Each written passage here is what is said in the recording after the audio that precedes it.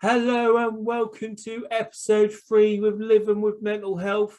It's John again. I've got another guest with me today. Sorry this didn't get put out on Friday, but I was having a lazy day and I just didn't really feel up to it. And then Saturday it was just hectic and the time ran out of day to record it.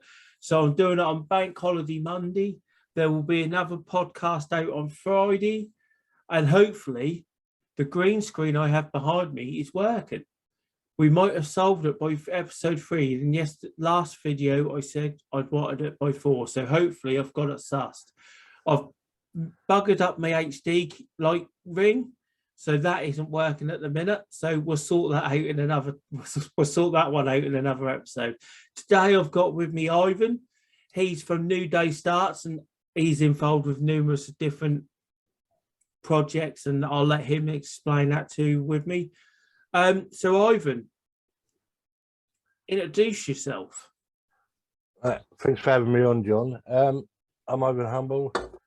Where do I start? So I'm a support worker for Access Community Trust. Plus, I travel the country going into schools talking about extremism and radicalisation with me in your education. And I'm also a helper with Lift Life for Danny. Nice one. So my first question to you is, and we were just having a laugh at this before we started recording, so I'm interested to see what your answer is going to be now. What does mental health or mental ill health mean to you? So you got me again. See, you asked me questions I'm not prepared for, John. No, I think it's just like one's physical psychology and well-being. Do you know what I mean? But sadly, everybody suffers with one form or another in their life. And I guess things like this podcast, like this that you do, does kind of offer the listener maybe a tip now and then that can help them have an easy life. I like that point because I don't want like thousands and thousands. The viewers would be nice having thousands and thousands of people watching. But if that one person can take something out of one of my blogs or podcasts I have with a guest on like yourself and come back and say that helped or just leave the comment or like, then that I think that's been a success. Hopefully someone can take something from that from you. And to be fair, that's the best impact you can have. The only reason I mention that, John, is because recently I did a talk in Manchester. I think it was Manchester we were in, or was it? No, was it the London one you said about? Yeah, sorry, it was Waltham Abbey, Essex.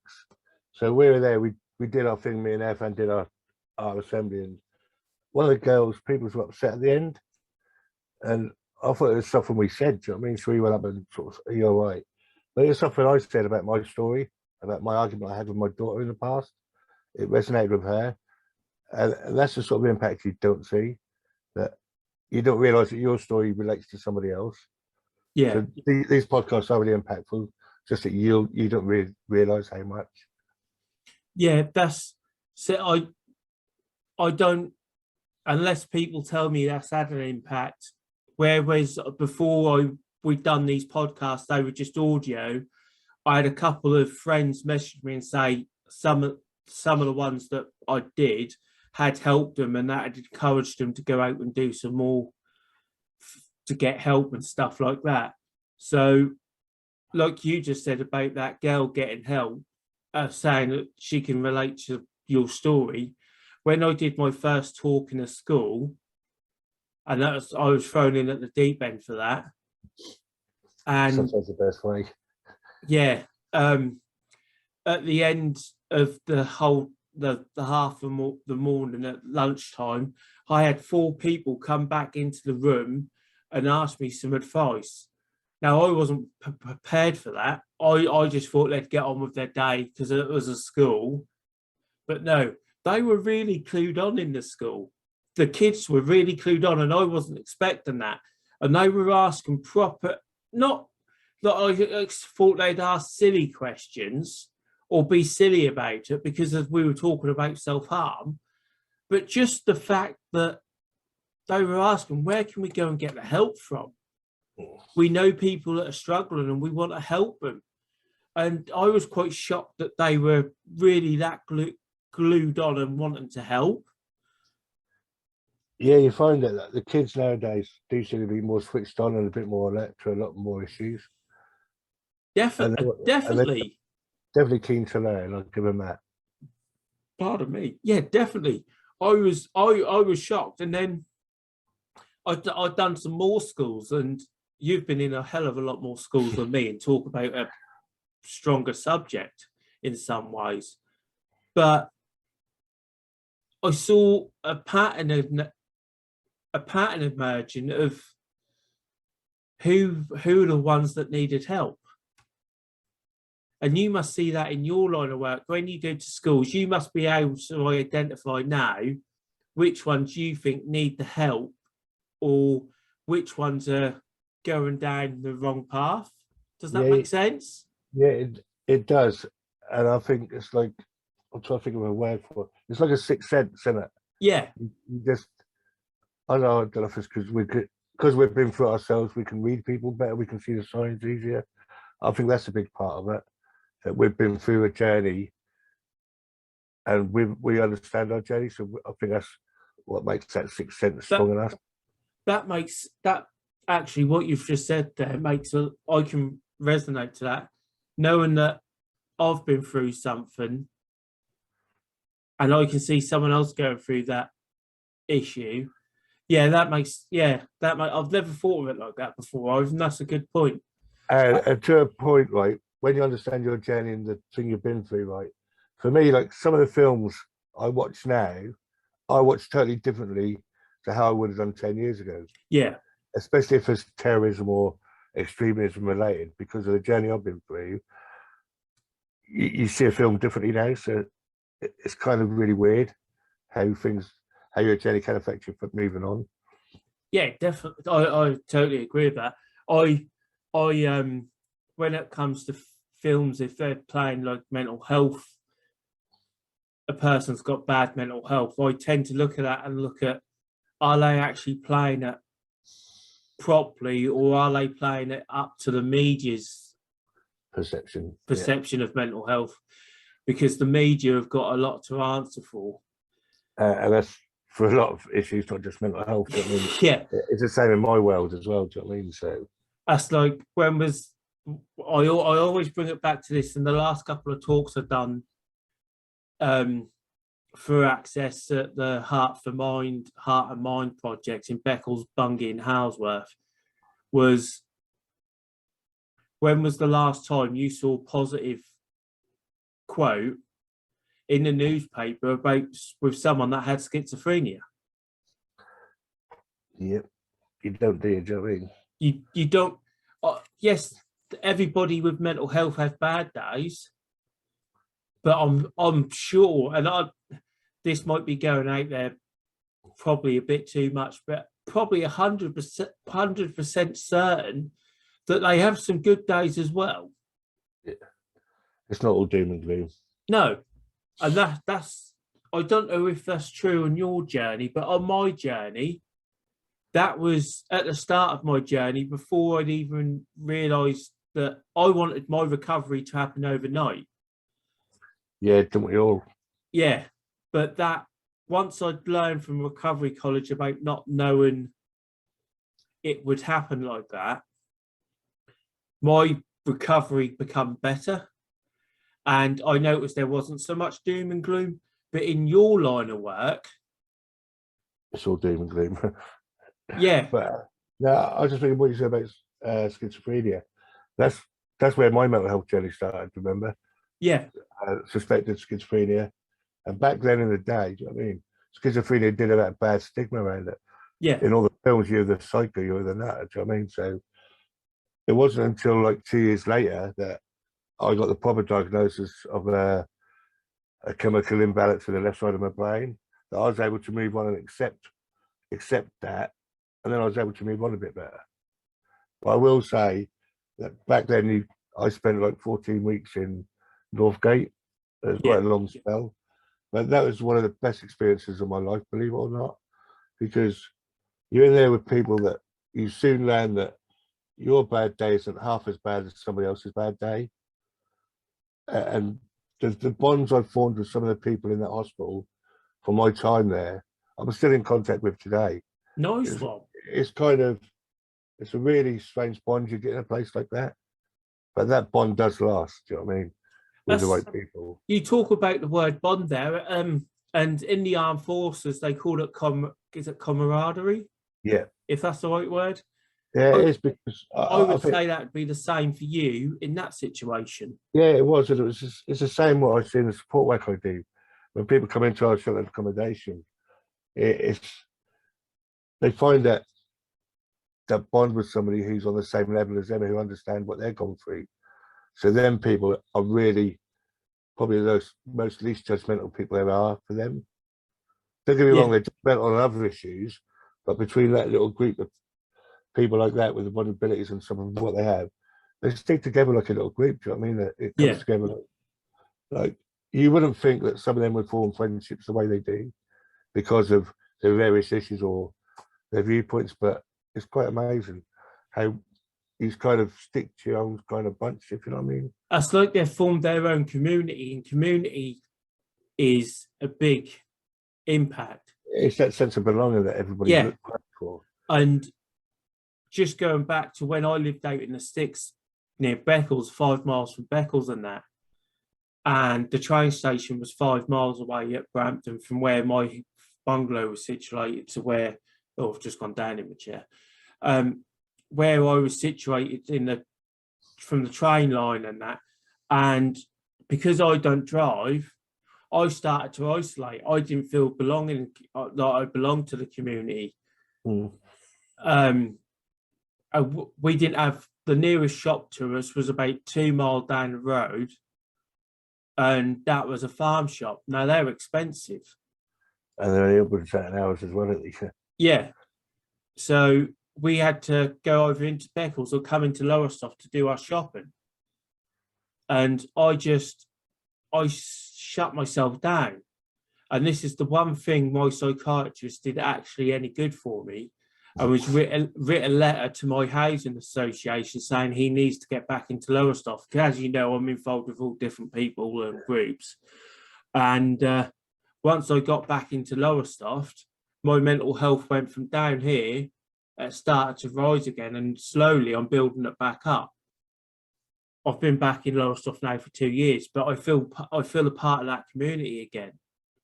I've got a regular bus route. I've got a taxi I can rely on. That's not going to cost a tenner to go 5 miles.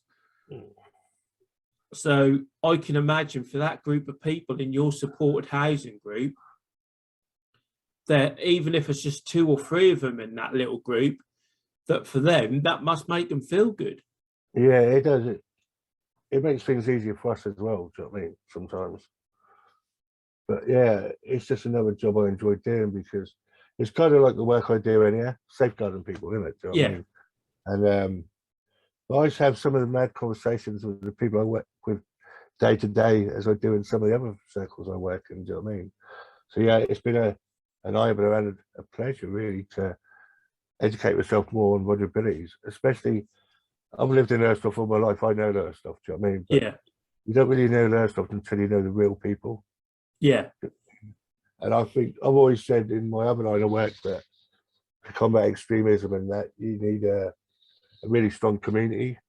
Yeah, And definitely. I think now I'm doing what I've said. I'm doing it piece by piece, person by person.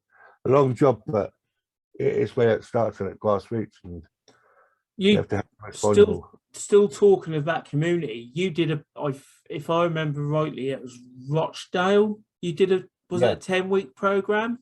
yeah, that's awesome. That was. And I like seeing online after the sessions of what had gone on, and it wasn't just 10 straight same people, was it? It was, although we're It not was all the same, we're all unique and individual. yeah, But it was. What we did is we got a selection of Watchdale or people from Watchdale from different communities. So I don't think I think we had about 15 or 16 different nationalities, even intermixed marriages, and it was crazy. Do you know what I mean? But the best thing about that was we got to know about each other, yeah. and of course, the best day was the food day when everybody we set them a task of like doing a little video of cooking of their things, it was just a shame it wasn't in person because some of that food looked delicious, mate. I tell you, but it works. You know what I mean? We just found our commonalities, and the people are still in touch because we've got a little separate WhatsApp group as well. Still, they're still in touch. They still communicate with each other. So That's good. That shows that something like that has worked. Like 10 families who didn't know each other, and they're friends with each other just because we did a little input with them and we had a laugh. Do you know what I mean? It's all about having a laugh as well. Yeah, I really enjoyed reading the follow-up sessions after you'd done a session of that. And I just think of the impact that, how much more an impact that would have had if that was face to face. It would have been awesome face to face. Do you know what I mean? Because yeah, you do get quite good engagement when you're on Zoom or Teams or whatever, but you can't beat face to face engagement. no, The conversations are a lot more flowing because it's been awkward online. Nobody wants to be that one who talks. yeah, Because it kind of targets you, doesn't it, with the camera and that. yeah. So yeah, the engagement was still pretty good though. Do you know what I mean? But Yeah, face to face would have been awesome. We are in talks to do another one with them later on, so hopefully that'll be in face to face. Well, hopefully, touch wood, or touch my computer desk, that COVID is now buggering off, and you can get to do the face to face. Well, I think it is now because the COVID centre is moving this week. So with that moving, I must tell you, things are getting better. Do you know what I mean? Yeah. So, but yeah, I've done a few face to faces recently. Do you know what I mean? But in schools, but schools are always good. Do you know what I mean? But even in schools, engagement's hard because we kind of specialise in assemblies. So Yeah. it's not like 20 people, it's like 400 or 500 sometimes. You know what I mean? So lucky our fans pretty energetic and enthusiastic, and same with him, man. They run around everywhere. Yeah. It's great. Do you know what I mean? We include everybody. It's just good to just be a part of something and going out. And for me, this is before while COVID was here, I was working every day. Do you know what I mean? Yeah. Now I'm working away again. Sometimes I get that me time that I always put off. Yeah. Because I'm traveling, then I get a hotel for the night. So it's good as face to face because I'm forced to take me time again. Yeah, definitely. I know where you're coming from that. I can't. This will bring me on to my next subject. Self-care is when it comes to taking some you time just to chill out and relax, recharge, ground yourself is so important. I can't emphasize to the listeners how much important that is, be it 1 minute, be it 10 seconds or 20 minutes or an hour or a whole day. Just take some you time so you can relax and recharge yourself. Yeah, to be fair, that's one thing I do struggle with. I'm good at giving the advice, but I'm not good at taking my own advice sometimes. But me time is something I struggle with that because I know my passion for my job, my work I do, I just want to do more and more. Do you know what I mean? So Yeah. That's why I'm glad of this face-to-face stuff again because, like I said, now I go to say Manchester. If I go by train, I can't do nothing but sit on the train. Yeah. I get to read a book or I get to just chill out and relax. I don't usually get that when I'm not traveling. Do you know what I mean? So yeah, that's if our trains are running on time and not delayed. Actually, that's probably the most stressful way to get anywhere now, isn't it? You know what I mean? Our train service is not the best people. It's nearly as bad as our roads. Yeah, and that's a whole nother subject, that is. Oh, So yeah. we're gonna talk a little bit about Lift Loud for Danny now, and for everyone that has listened to episode 2 of podcast, I interviewed Sue last week, who runs Lift Loud for Danny.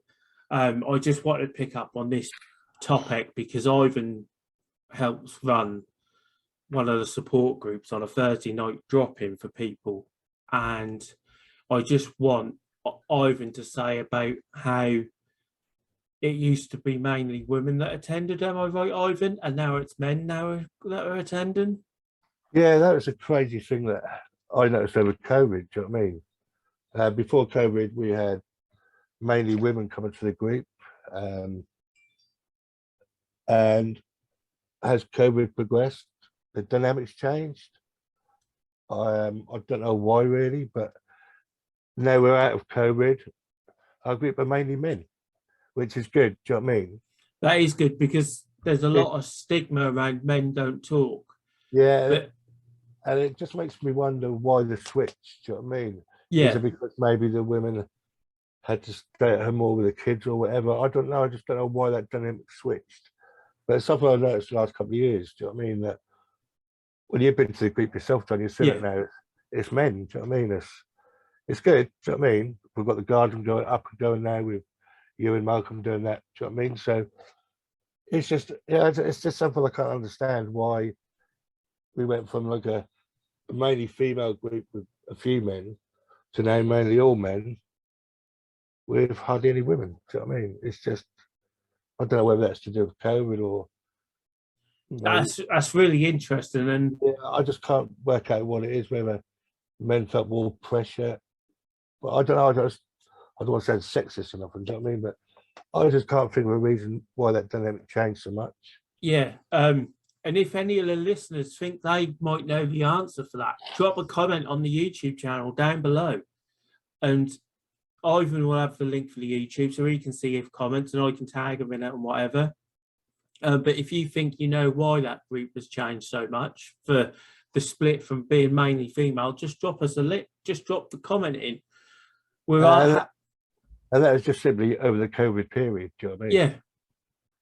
I've been to 2 of the sessions and it was the first time there was, apart from the people that helped run the group, there was one female there and it was all men.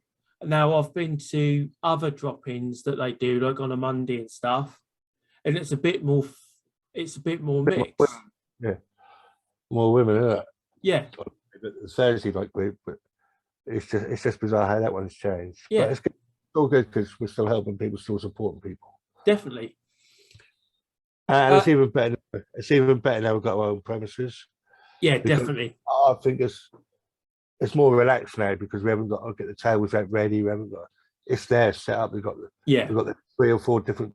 You've got comfy corner with the settees, and you've got jig boards. You've got book. There's so much more to do there. Pool table. It's like a little youth club now for mental health. I think. Do you know what I mean? It's just that little hideaway you can go for a couple of hours. I'm sure some of the participants wouldn't mind recalling their youth years, Ivan. I think Malcolm would love it anyhow. Right, Ivan, we're going to come to an end because I think my Zoom's going to cut out in a minute. For some reason, it shouldn't do, but it's telling me I need to upgrade. So, no worries. My last question for you is: what bit of advice would you give to someone that is struggling with their mental health or in your line of work? So you can give 2 bits of advice for someone that's struggling in your line of bit of work, and then give some advice for someone that's struggling with their mental health. It's really the same for both, mate. Reach out for help. That's the simplest thing they can do, and it's the simplest thing, but it's also the hardest thing they can do as well. Yeah. But it'll be the biggest thing that gives them an achievement at the end of it. Yeah, definitely agree. It's no good going into big complex suggestions and tips because people don't understand half of it. Just keep it simple. Reach out for help. We know it's hard and it's going to be scary, but it's not as scary as when you get to the other end of that. No, I totally agree with you there. Totally agree with you with what you've just said there. Thank you for that, Ivan. Thank you for coming along today and doing this interview. It would have been longer if it wasn't for my Zoom being silly. So thank you, listeners, for listening. This will be up later today. Enjoy and have a good one. Thank you ever so much.